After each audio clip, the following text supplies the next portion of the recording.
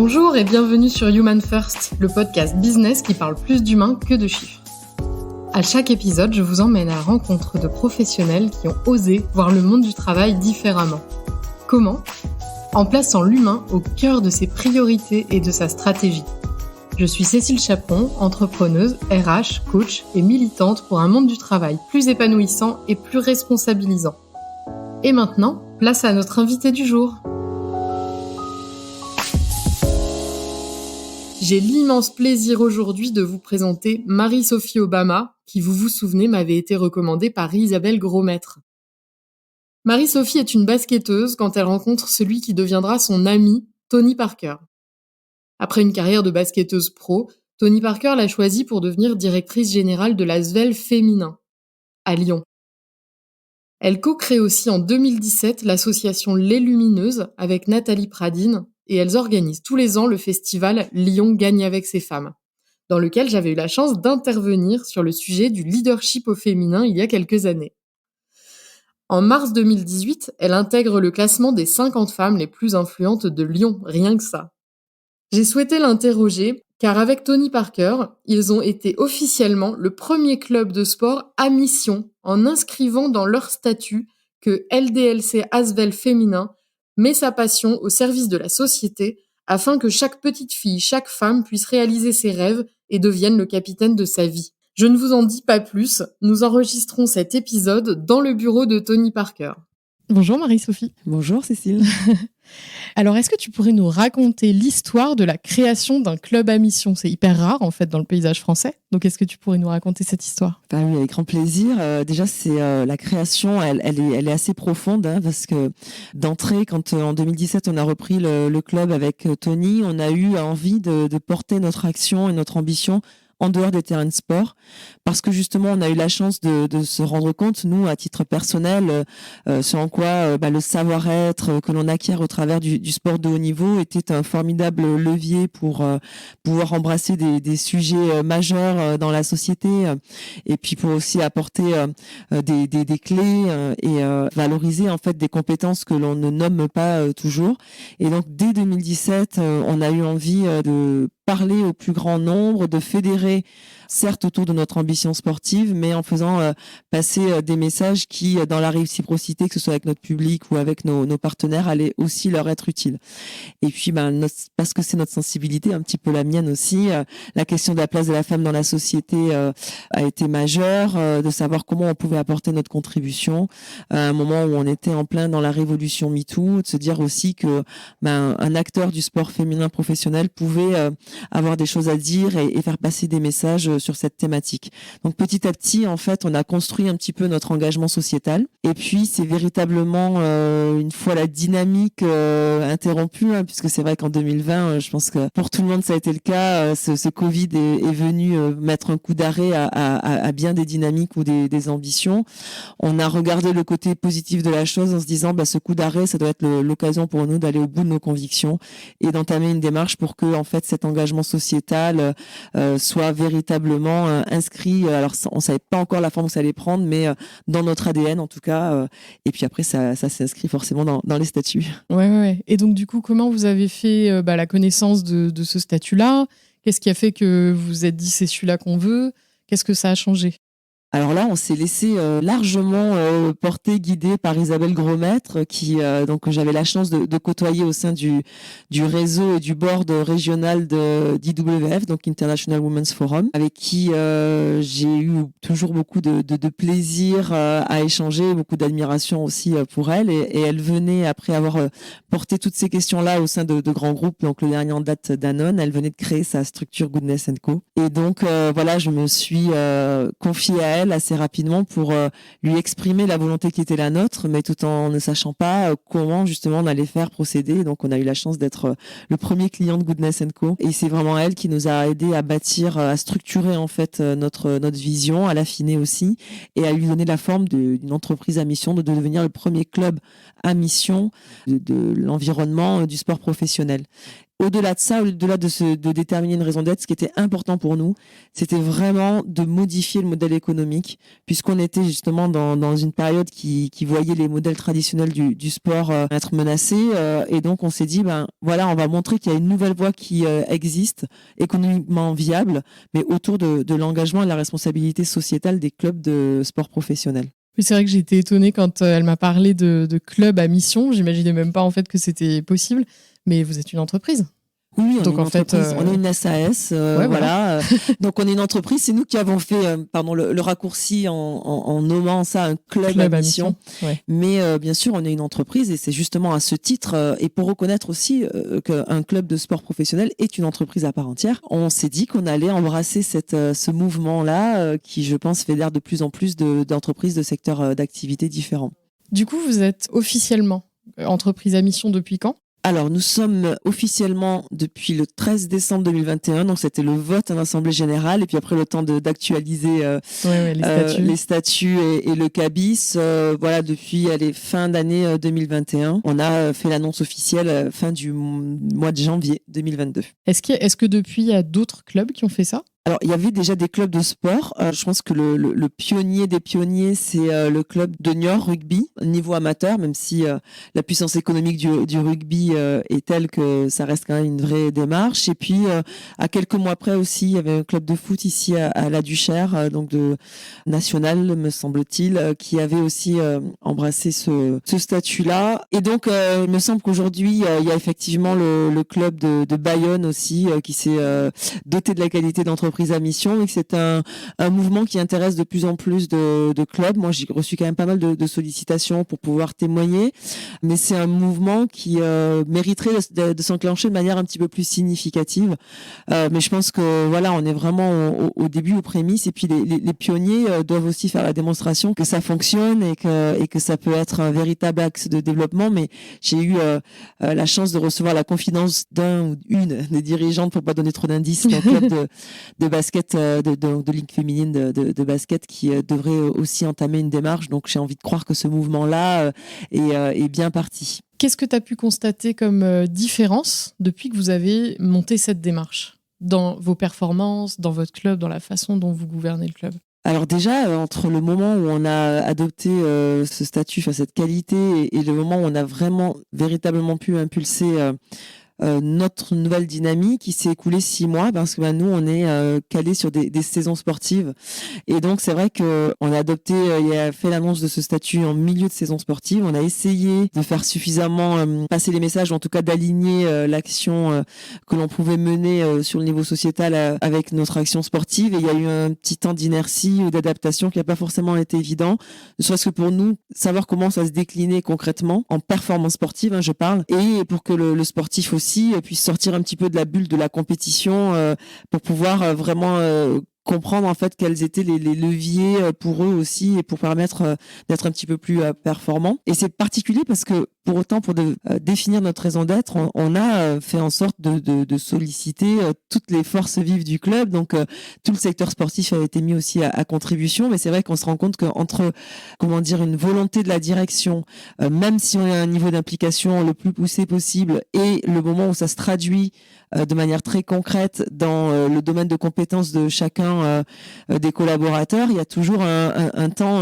d'adaptation, je pense, que l'on observe aussi dans d'autres secteurs d'activité. Après, ça nous a permis, nous, de manière quand même assez immédiate, de définir une nouvelle grille d'évaluation, j'ai envie de dire, même si c'est peut-être pas aussi formel que ça, mais de se dire notre raison d'être et les valeurs qui y sont associées sont devenues véritablement notre colonne vertébrale. Dans l'évaluation de nos collaborateurs, donc qu'ils soient dans le secteur non sportif, mais dans le secteur sportif aussi, de se dire est-ce qu'on est dans les clous, est-ce que on ressent le potentiel de s'aligner avec notre raison d'être, est-ce que véritablement on peut prendre la même direction que la direction majeure qu'a prise l'entreprise en devenant une entreprise à mission.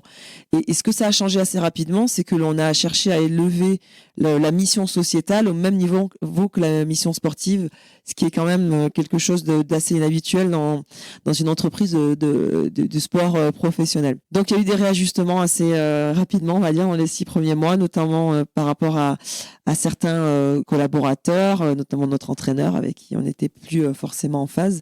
Et en tout cas, donc sur cette année, la saison qui a débuté là, qui était en septembre 2022, ça nous a permis vraiment de poser les bases et de réfléchir à la manière dont on allait décliner ça à tous les étages de la fusée, j'ai envie de dire, et sur la partie la plus visible aussi, c'est-à-dire comment les filles sur le terrain vont pouvoir, de par leurs prestations et la manière dont on va jouer, être une parfaite illustration de notre raison d'être. Ouais, pas facile. C'est pas facile, mais c'est pas si difficile en vrai. Parce que je trouve qu'on a une trame et un guide formidable. Quand on dit que nous, on a 3 valeurs, l'audace, le partage et l'authenticité. D'ailleurs, je l'ai mise dans l'ordre parce que pour moi, l'authenticité, c'est la reine de nos valeurs. Mais quand on dit ça, on se rend compte que pour évaluer si on est ou pas dans la bonne direction ou si on a le bon rendu, il suffit juste d'ouvrir les yeux et de se dire est-ce que c'est dissonant ou est-ce que ça colle. Quand on dit que notre raison d'être, c'est de permettre à chaque petite fille, chaque femme de réaliser ses rêves et de devenir la capitaine de sa vie, on voit assez vite sur le terrain si nos joueuses ont l'air d'être en pleine possession de leur expression et est-ce qu'elles incarnent cette notion de devenir capitaine de sa vie. Ça demande de la rigueur, de la discipline et puis surtout cette capacité à être suffisamment lucide sur ce que l'on produit en fait. Bonne remise en question. Mais après, c'est quand on veut bien regarder le miroir et la réalité en face, au final, c'est pas si difficile. Ouais, c'est vrai. Est-ce que tu aurais des actions concrètes que vous avez menées pour que justement vos joueuses, elles soient ambassadrices de cette mission, qu'elles représentent ça ? Oui, alors déjà on a fait un séminaire dédié. Alors les joueuses n'étaient pas forcément impliquées, mais surtout les collaborateurs, y compris le management sportif, donc pour définir les règles d'or, pour pouvoir affiner aussi le règlement intérieur et celui qui est spécifique aux sportifs. Et puis ensuite on a mis notre Cowin, qui est un outil de management transversal, on va dire, qu'on rencontre pas non plus souvent dans des clubs de sport, mais on a créé cette commission, ce comité, ce collectif. On met ce que l'on veut derrière ces 2 lettres co pour la gagne justement. Et la gagne chez nous, elle est aussi, elle est tant quantitative que qualitative, qui regroupe le management, la direction, le management du sportif, des joueuses, notre consultant extérieur aussi qui a le rôle un petit peu de juge de paix pour s'assurer qu'on est bien dans l'axe. Mais l'idée, c'est de pouvoir aborder de manière transversale tous les sujets inhérents à l'entreprise, quels qu'ils soient, que ce soit sportif, financier, le développement, les actions sociétales, et pouvoir de manière très collégiale, faire les arbitrages, que chaque membre soit force de proposition, pour pouvoir recueillir aussi les remarques et réajuster de façon à ce qu'on soit performant, mais fidèle aussi toujours à notre raison d'être. Il y a quelques années, tu as créé le festival Les Lumineuses. Il y a un beau parallèle entre ce festival des Lumineuses et puis la mission qui est la vôtre dans le club. Qu'est-ce qui t'a poussé à créer ce festival ? Et il y a quoi derrière tout ça qui fait qu'on est... Oui, c'est pour ça que j'ai voulu commencer par dire que quelque part la raison d'être, le fait de devenir entreprise à mission, c'était déjà dans nos gènes. Ouais. Le festival, alors je l'ai pas créé seule déjà, je l'ai créé avec Nathalie Pradine, qui est la fondatrice de Com Adéquate, groupe Com Adéquate, qui est spécialisée dans la communication, les relations publiques, l'événementiel et qui se trouve être aussi un des membres fondateurs de notre club, puisque notre société a été créée par quelques actionnaires qui soit des anciens basketteurs, en tout cas qui étaient proches du club qui s'appelait à l'époque le Lyon Basket Féminin. Ils ont créé donc la société dont aujourd'hui je suis la directrice générale, et Nathalie, donc quand je suis arrivée en 2017, que les portes se sont un petit peu refermées aussi, parce que trouver des partenaires quand on est un club de basket féminin avec peu de rayonnement médiatique et à l'époque des performances sportives, plus qu'en demi-teinte, j'ai envie de dire, okay. bien teinté d'échecs. C'est pas forcément évident de trouver des partenaires qui nous donnent les moyens en fait de performer, parce que il faut fédérer des sponsors et faire en sorte qu'on puisse développer notre capacité à recruter des joueuses performantes. Mais assez rapidement, en fait, quand ces portes se sont fermées, j'ai compris qu'il fallait que la question du sport féminin était quelque chose qui pouvait séduire les des partenaires, des entreprises.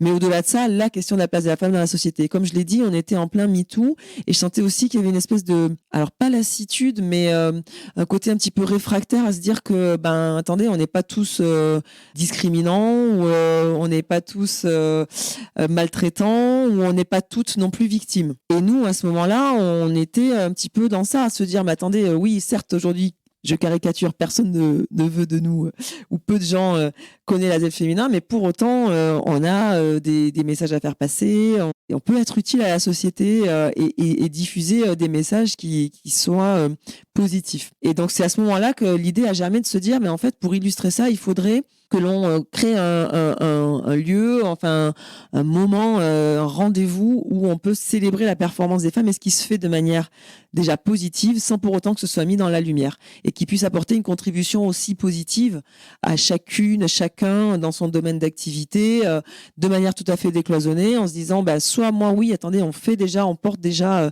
des actions et puis elles sont utiles et que cette source d'inspiration que l'on peut avoir au travers du sport, dans le monde économique plus traditionnel, associatif, puisse infuser dans d'autres domaines d'activité, que cette dynamique-là, ces bonnes pratiques puissent franchir les frontières en fait de tous les secteurs d'activité différents. Et donc ce festival-là a été effectivement l'association Les Lumineuses parce que on rayonne, on n'a pas besoin qu'on nous mette la lumière dessus. Et puis le festival Lyon Gagné avec ses femmes et toutes ces actions-là que l'on a apportées ont été véritablement les prémices en fait de l'entreprise à mission et de la définition de notre raison d'être. Ça vous a vraiment permis de communiquer aussi sur autre chose que le sport. Ouais, c'est ça. C'est se dire qu'en fait, mais c'est vrai qu'en 2017, la loi Pacte n'avait pas précisé ça. On parlait peut-être, c'est vrai, de RSE, dans l'engagement sociétal des entreprises, mais nous d'emblée, on s'est dit, mais attention, un club de sport, c'est l'ambassadeur d'un territoire.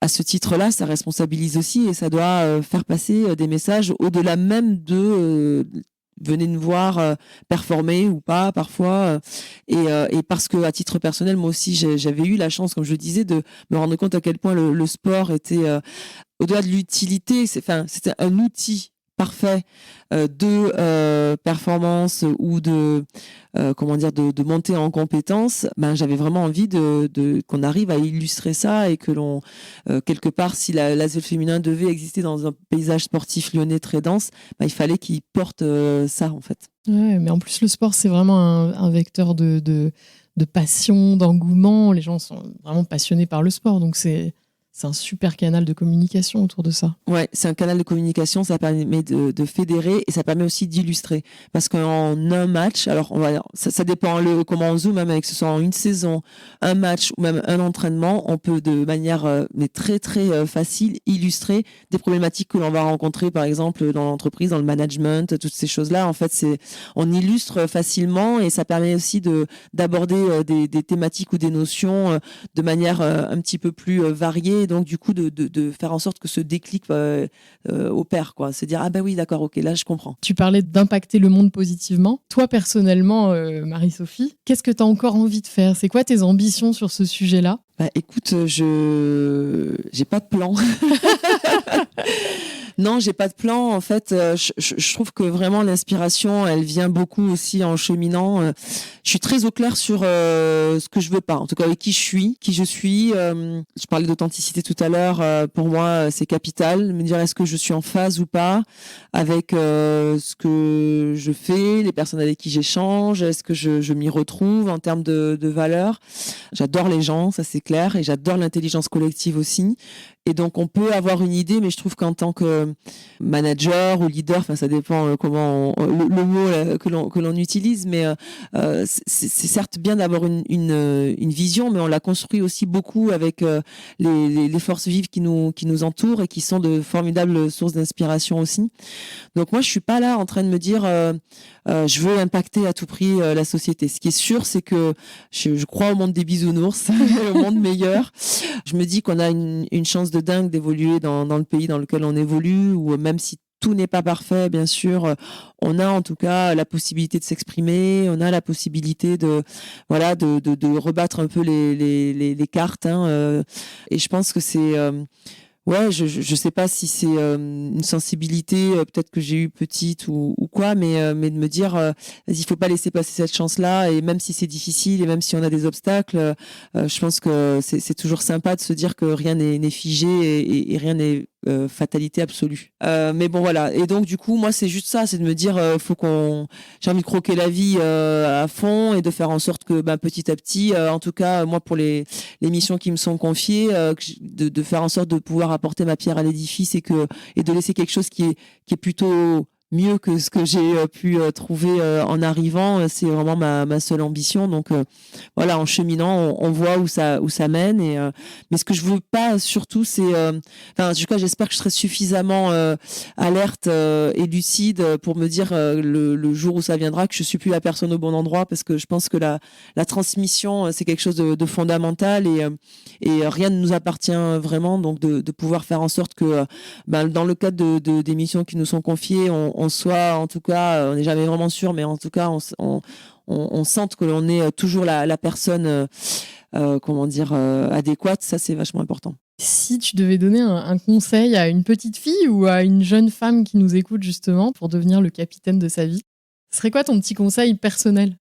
Mon conseil personnel, c'est de réussir à se connecter avec son vrai cerveau, c'est-à-dire celui qui est dans le ventre, même avant le cœur, parce que parfois le cœur il peut nous jouer des tours, mais c'est ça, c'est de se dire qu'en général, si on arrive à ne pas se laisser polluer par tout ce que l'on entend ou ce que va faire la copine ou parfois même un petit peu ce que vont dire papa, maman, ou du bien, du mal et tout ça, mais que l'on fait confiance à cette petite voix là qui est connectée à nos tripes. On apprend mieux à savoir qui l'on est et comment on peut trouver son terrain d'expression. Parce que ce qui compte pour être capitaine de sa vie, c'est trouver son bon navire, quoi. J'ai envie de dire, la vie est géniale pour ça, parce que les terrains d'expression, ils sont tellement multiples et variés. Mais encore faut-il s'autoriser et savoir être à l'écoute. Et donc voilà, c'est de se dire, connecte-toi à tes tripes, à ton bide, tout ce que tu veux, et crois en ta voix, parce que il n'y a pas une voix magique, ça n'existe pas, ça. Il n'y a pas une voix, et puis il n'y a pas que la voix des réseaux sociaux, de l'image, de tout ce qu'on peut voir beaucoup. Et c'est cette singularité-là qui fait la diversité et qui fait la richesse de notre monde. Qu'est-ce que tu aimerais entendre à ce micro ? Alors, on est très proches, nous, du groupe LDLC. On entend souvent Laurent de la Clergerie, que j'adore, évidemment, et qui est tellement inspirant. Je trouve que d'écouter Olivier de la Clergerie, son frère, son binôme, en fait, j'ai envie de dire, son cerveau droit ou gauche, je sais pas, c'est hyper intéressant et hyper inspirant aussi. Il a fait un témoignage lors de la cérémonie des diplômes de l'école de l'EM, et il a parlé justement, en fait, c'était tellement inspirant. Son message était incroyable, et on se rend compte quand même que derrière la face, en dessous de la face immergée, quoi, de cet iceberg, il y a quand même des gens qui font en sorte que les choses et les rêves soient possibles.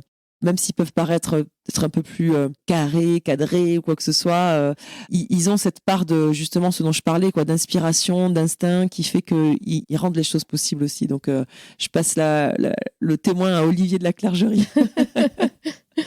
Merci. Est-ce que tu aurais un petit mot de la fin, quelque chose à dire à nos auditeurs en termes de management, de gouvernance ? Est-ce que tu aurais envie de dire quelque chose ?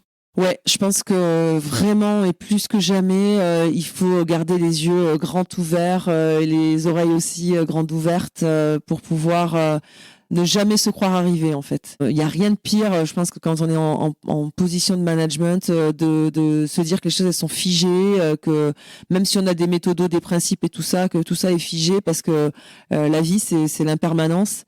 Et ce qui est génial, c'est quand même de réussir à faire évoluer les choses. Donc voilà, d'être toujours bien ouvert à tout et de pas avoir peur, en fait, de faire preuve d'audace.